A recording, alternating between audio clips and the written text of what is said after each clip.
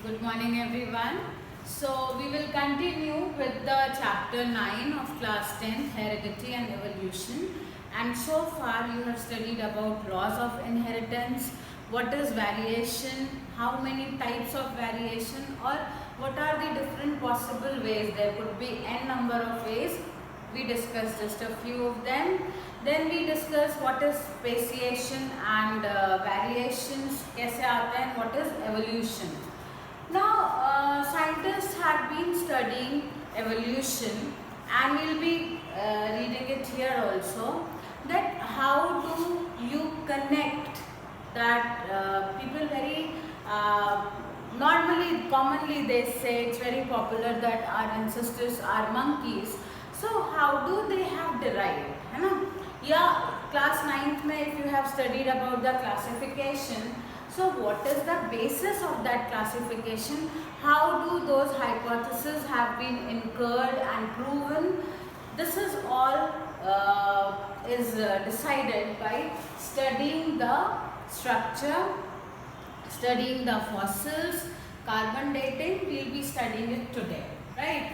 So what are the homologous and analogous organs?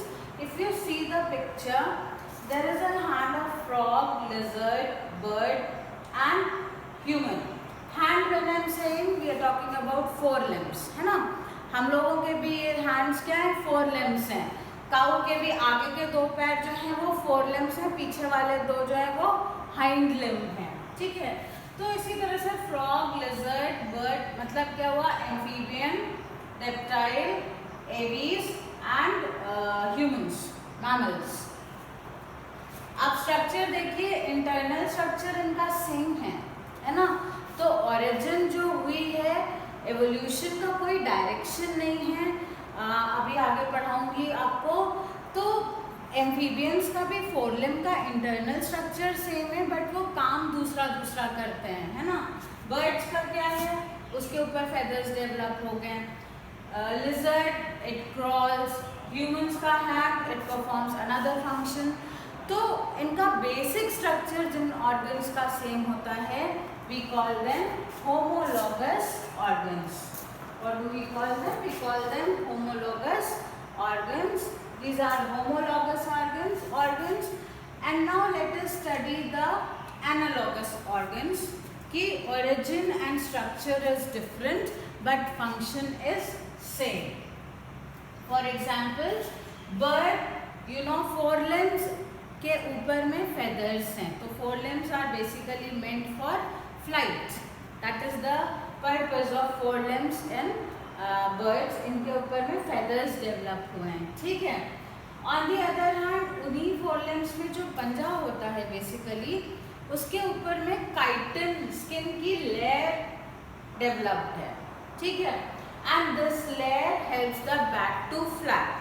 So purpose is same, to fly, but their internal structure here is, और उनके total structure is different, है ना? यहाँ पे feathers हैं, यहाँ पे स्किन की लेयर है, स्ट्रेच स्किन है, ठीक है?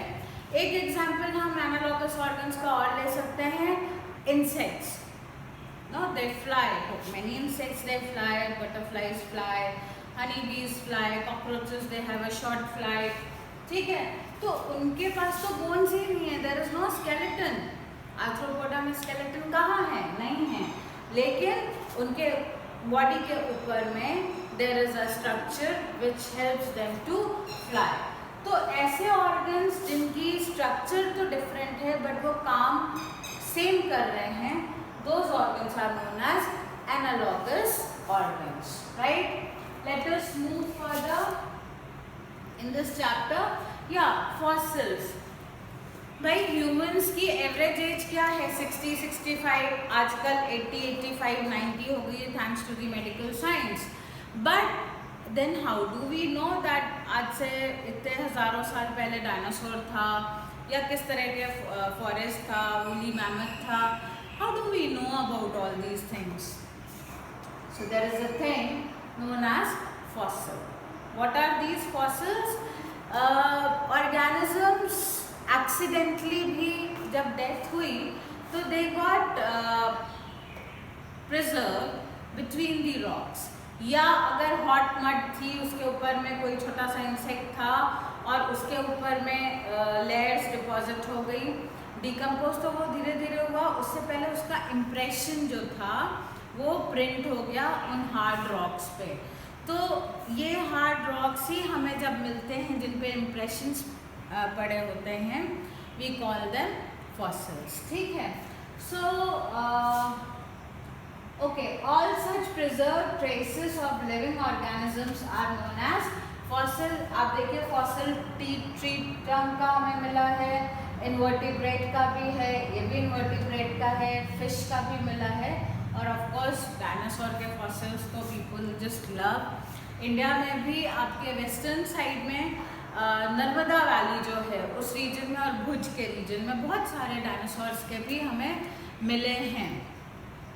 आप हिस्ट्री में पढ़ते हो हड़प्पा एंड मोहनजोदाड़ो सिविलाइजेशन, तो इनमें भी जब खुदाई एक्सकेवेट हुआ तो एक्सकेवेशन हुए में सामान भी मिले और उनके इम्प्रिंट्स भी मिले, दोनों चीज़ें मिली, and scientist study them and that is how we decide various lines of evolution, है ना, कि कैसे कैसे क्या क्या बना। आइए आगे देखते हैं, how do fossils are formed. एक बहुत अच्छा एग्जाम्पल आपको उसमें मिला था जुरासिक पार्क मूवी में, कि there was a mosquito, actually वो कंसेप्ट लेकर चला गया लेकिन कंसेप्ट में गलती कुछ भी नहीं थी। साइंस फिक्शन मूवीज़ में आधी से ज़्यादा चीज़ें actually they go against the science, like against the gravity, है ना, people fly, people can do all those things. थोड़ा बहुत साइंस का फिक्शन फिर आपको म्यूटेशन में मिलेगा, ये एवोल्यूशन की बात है जो कि आपको एक्समेन सीरीज में मिलेगा। तो कहीं ना कहीं से बेसिक आइडिया तो साइंस ने दिया, उसके ऊपर से आपकी the world of dream has created और creativity has given all such science fiction movies to us. So in Jurassic Park a mosquito was maybe sitting somewhere और उसके ऊपर से रेजिन जो लेटेक्स होती है प्लांट्स की वो गिर गई और वो पूरा का पूरा मस्कीटो उसी में सेव हो गया, ठीक है, it became a fossil. So he showed that he extracted the saliva, उस सलाइवा में उनको डायनासोर का डीएनए मिला, उससे फिर उन्होंने टीरेक्स और इतनी सारी स्पीशीज बना ली, but practically it is impossible, so far it is impossible. आगे साइंस कुछ कर जाए तो पता नहीं, ठीक है। So here what is happening, how do fossils form layer, say let's start 100 million years ago. समुद्र की जो सी बेड थी उसमें कुछ इन्वर्टिब्रेट्स, वो उनके ऊपर में सैंड आ गई, वो दब गए, फॉसिलाइज हो गए, वो सैंड जो है धीरे धीरे ओवर द ईयर्स रॉक बन गई। उसी के बाद में आपको भी पता है कि समुद्र के कोस्टल एरियाज बनते बिगड़ते रहते हैं, आइलैंड्स नए नए निकलते और डूबते रहते हैं, है ना। जब सुनामी आई तो काफ़ी ज्योग्राफी जो आइलैंड्स की थी साउथ ईस्ट एशिया में वो बदल गई, है ना, बहुत नए नए आइलैंड्स निकल आए, बहुत सारे आइलैंड्स डूब गए। तो बेसिकली कोस्टल एरियाज में क्या हुआ, तो वहाँ पर एक लेयर थी, उसके बाद उधर डायनासोर आया, इट डाइड, और उसके ऊपर दूसरी लेयर आ गई सैंड की, रॉक्स की, वो भी प्रेशर से फॉसिलाइज होता गया, ठीक है। उनकी तो स्कल भी मिली है हम लोगों को, बोन्स भी मिलती हैं। फिर एक घोड़े जैसा जीव आया, वो भी दबा। तो आप देखिए डिफरेंट लेयर्स बनती जा रही हैं, और ये चीज़ 1-2 साल में नहीं हो रही, it is taking place hundreds and thousands of years to do this, okay, then what is happening, कभी वो excavate हुए,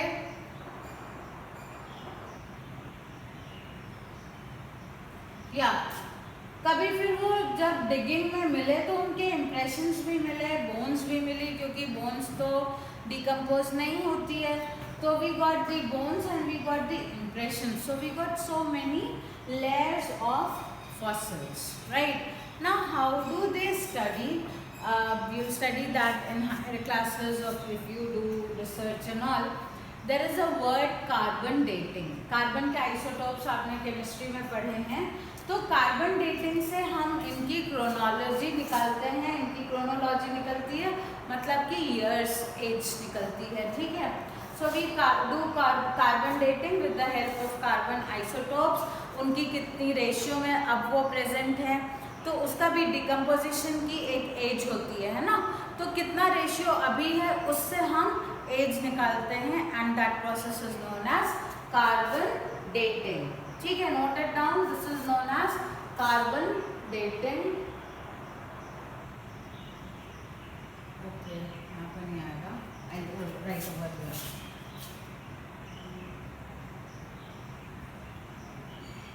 carbon dating, this is known as carbon dating, ठीक है।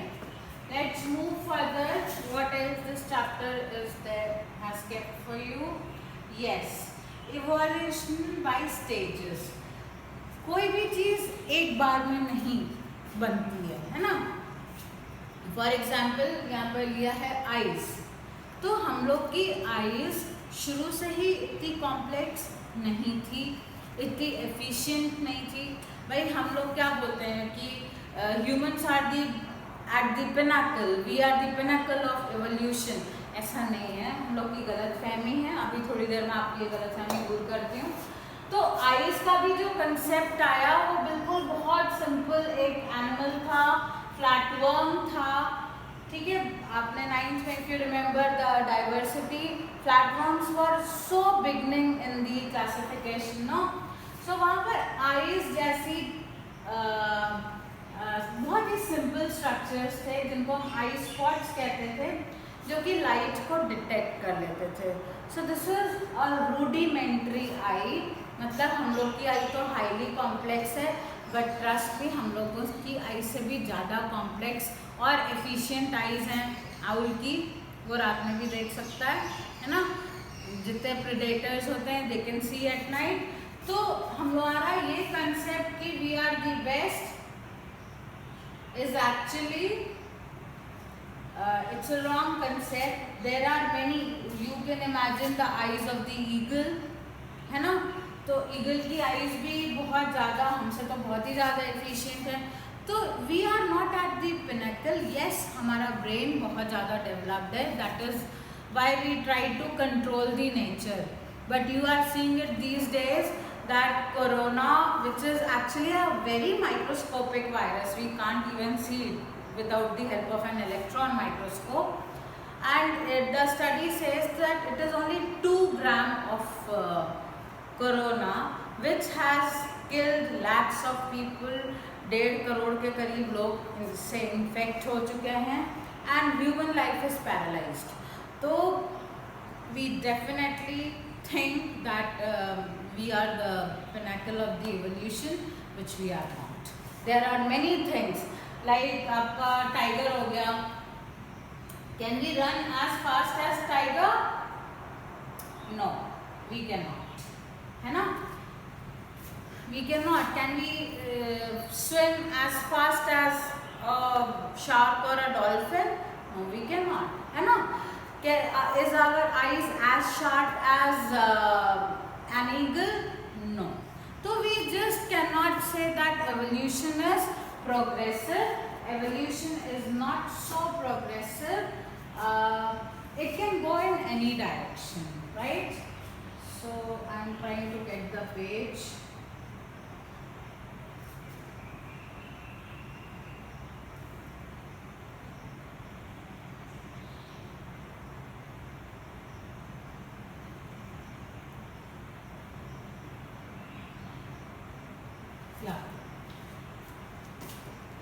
Another example given in your book for evolution by stages is ये dinosaur का एक fossil है, और इसमें जो इमेज इम्प्रिंट आए हैं, इम्प्रेशन आते हैं ना, छाप। आपने एक कॉइन लीजिए और कॉइन के ऊपर में करा होगा बचपन में, ये हम लोग सब साइंटिस्ट हैं, ठीक है। तो कॉइन के ऊपर में पेज रख के आपने पेंसिल से उसको स्क्रिबल करा होगा, उसका इम्प्रेशन आ गया ना, पूरे कॉइन का एक एक बारीक डिटेल आ जाती है अगर आप ढंग से करिए तो तो यही इम्प्रेशंस ही हमको रॉक्स में मिलते हैं and we study those impression. तो ये डायनासोर का इम्प्रेशन है जिसमें कि हाथ के ऊपर में हमें विंग्स के शैडोज दिख रहे हैं, इम्प्रेशंस दिख रहे हैं। But we know that dinosaurs never used to fly. Something was there which was between the birds and dinosaurs. Again Jurassic Park movie में दिखाए गए हैं। They were Archaeopteryx और ये वाकई में Archaeopteryx जो था ये connecting link था between the birds and the dinosaurs, between the reptiles and the birds, aves, क्योंकि इसके कुछ फीचर्स रेप्टाइल्स वाले थे, कुछ फीचर्स बर्ड वाले थे। बट यहाँ पर हम आर्कियोप्टेरिक्स की बात नहीं कर रहे हैं, यहाँ पर हम एक नॉर्मल डायनासोर की बात कर रहे हैं जिसकी बॉडी पे फेदर्स क्यों थे, so that it can be provided warmth during the extreme cold conditions.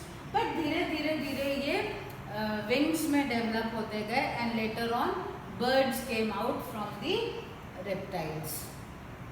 That is Y आपने जो क्लासिफिकेशन पढ़ा है उसमें आप यही पढ़ते हो कि बर्ड्स जो है वो रेप्टाइल्स के बाद में आती हैं, ठीक है।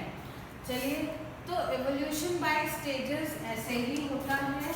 Then let us see what else is given. या artificial selection, it is very nice. See, man definitely has brain, that is why it can be converted into a CPU equivalent to your Empire State Building in USA, that is what they say। तो हम लोगों ने क्या किया, evolution of wild cabbage, primitive man must have grown wild cabbage और जैसे भी हो उसको वो खाते थे। अब हम लोगों ने क्या किया, इस पे इसकी ग्रोथ को अलग अलग स्टेजेस पे कंट्रोल किया एंड वी डेवलप इसमें kohlrabi, cauliflower are the sterile flowers, और भी फ्लावर्स की एकदम स्टंटेड ग्रोथ कर दी तो हमें ब्रोकली मिल गई, उसकी लीफ में गैप बीच में काफ़ी कर दिया, कैबेज मिल गई, रेड कैबेज मिल गई और केल मिल गई। ये क्या है, ये वैरायटीज हैं जो कि हमें वाइल्ड कैबेज से मैन हैज क्रिएटेड, ठीक है। तो ये क्या हो गया, this is the evolution of wild cabbage, this is the artificial selection, है ना। in my previous lecture I told you about the natural selection, now we are talking about artificial selection। तो artificial selection तो man has done a lot, है ना। horticulturist क्या कर रहे हैं, artificial selection ही तो कर रहे हैं, है ना। they mix the chromosome, they mix the genes, है ना। आपने देखा होगा टिश्यू कल्चरिस्ट जो हैं, है ना, हाइब्रिड वैरायटीज डेवलप कर रहे हैं। तो this is what is all this is all artificial selection, right. Let us move further. Evolution should not be equated with the progress, absolutely, that is what I explained you, that man thought that homo sapiens है हम, we are the pinnacle of the evolution, it is not. Tiger, leopard हमसे बहुत तेज दौड़ते हैं, चील की आंखें हमसे, ईगल की आईज हमसे बहुत ज़्यादा शार्प हैं, ठीक है। मछलियाँ हमसे ज़्यादा तेज तैर सकती हैं। तो ऐसे बहुत सारे एग्जाम्पल्स हैं जो कि हमें प्रूव कर, और वायरस, एक छोटा सा वायरस जो कि दिखता भी नहीं है, which is a connecting link between the living and non living, है ना। Virus is a connecting link between living and non living. ऐसे वो नॉन लिविंग रहता है, जैसे ही किसी लिविंग सेल के कांटेक्ट में आता है तो उसके अंदर जाके रेप्लिकेट करने लगता है, ठीक है। तो एक छोटे से वायरस को जो दिखता भी नहीं है, आज की तारीख में पूरी की पूरी ह्यूमैनिटी को उसने नील डाउन कर दिया, ठीक है। तो we can not equate progress with evolution, evolution can go in any direction. Imagine कोई मंकी जैसा ऑर्गेनिज्म था, एक डायरेक्शन में उससे चिम्प्स निकले, चिंपैंजीज, दूसरे डायरेक्शन में आज का ह्यूमन नहीं निकला, होमो सेपियंस नहीं निकला है ना। पहले निएंडरथल था, क्रो-मैग्नन था, होमो इरेक्टस उसके बाद में आया, है ना। तो एवोल्यूशन जो है वो कई दिशा में एक संग चलता है। हम ये नहीं कर सकते हैं कि हायरार्की है, एक मोटी मोटी बेसिक हायरार्की बना के रखी है ना। लेकिन ये नहीं है कि कॉम्प्लेक्स जीव अगर ह्यूमन डेवलप हो गया तो अमीबा की सिग्निफिकेंस या बैक्टीरिया की सिग्निफिकेंस खत्म हो जाएगी, ऐसा नहीं है। आप बैक्टीरिया को ही देख लो, अनदर माइक्रो ऑर्गेनिज्म यूनिसेलुलर क्या है, हम एक्सट्रीम कोल्ड और एक्सट्रीम हॉट में सरवाइव नहीं कर सकते हैं, है ना। आप 70 डिग्री बॉईल करने पे 69 डिग्री बॉइलिंग वाटर में सरवाइव करोगे क्या? बिल्कुल भी नहीं। तो 37 के ऊपर ही, 42 के ऊपर ही वो वेंट बॉर्न हो जाएंगे, है ना। तो बैक्टीरिया तो कितना सरवाइव कर लेता है, उसी तरह बैक्टीरिया एक्सट्रीम कोल्ड कंडीशन में भी रह सकता है। हम लोग क्या, we'll go for special woollens, we'll go for AC if we really want to survive. Okay, so where does it go? Anyways, I'm ending this chapter. So children, progress जो है वो evolution और progress में बहुत ज़्यादा फ़र्क है, progress वो नहीं है, ठीक है। लास्ट टॉपिक था कि ह्यूमंस को बोला गया कि अलग अलग रेसेस आई, अलग अलग एवोल्यूशन लाइन आई। नो, होमो सेपियंस, चाहे आप, हमने कितनी रेसेस करते हैं ना कि we talk about brown man, black, white, we are Indians are brown, Chinese are yellow, that is what we do, है ना। तो ऐसा कुछ नहीं है, एक ही स्पीशीज है होमो सेपियंस सिर्फ, और इनका ओरिजिन भी कहाँ पे हुआ? It is said that man has originated from Africa.